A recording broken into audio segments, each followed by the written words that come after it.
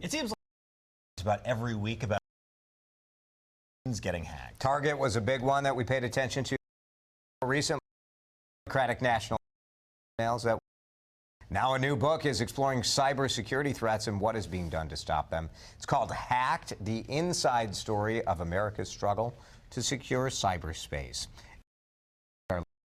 Now live on WCCO Mid-Morning. Charlie, thanks for coming in. Thanks for inviting me. It's great to be here. This may be the most important issue of our times, and I'm sure that's how you feel about it, right? It's such a huge issue that affects every aspect of our life. It affects every consumer, every citizen, every company out there, and it's proven to be an amazingly difficult issue for the government and for businesses to get their arms around and come up with the right responses. It's very complicated. Was there a specific incident of hacking to write this book, or is it just going?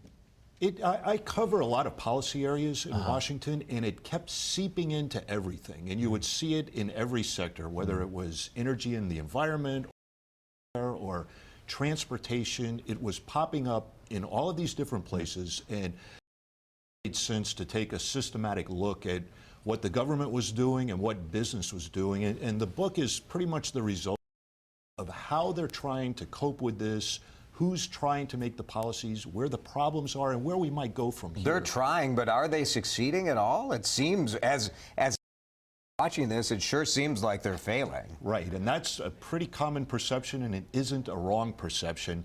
But you remember that the bad guys only have to succeed one time, and if they get through, it could be a disaster.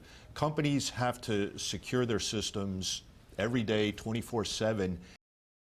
It's not always clear what the expectation is for a company, for a target, for any company of any size, and those type things, working out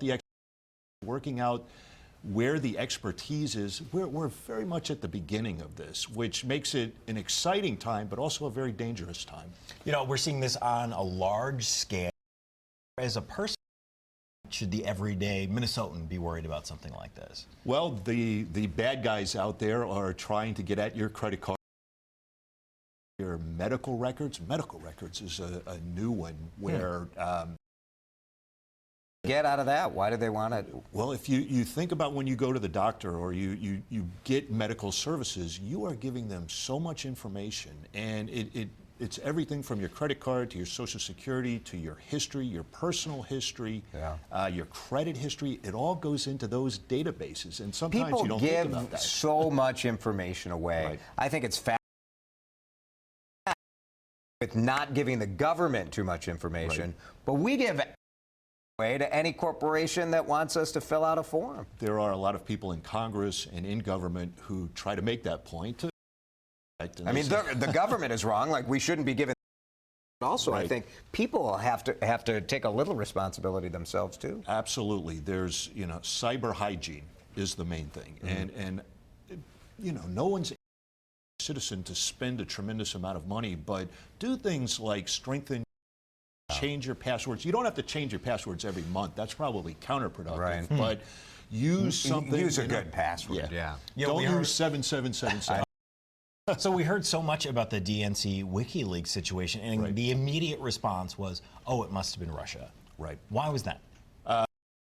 Is it probably Russia? Is it just that simple? It's probably the FBI hasn't said definitively this is who it is. The FBI has gotten very good at attribution, and so the working assumption is they know who did this.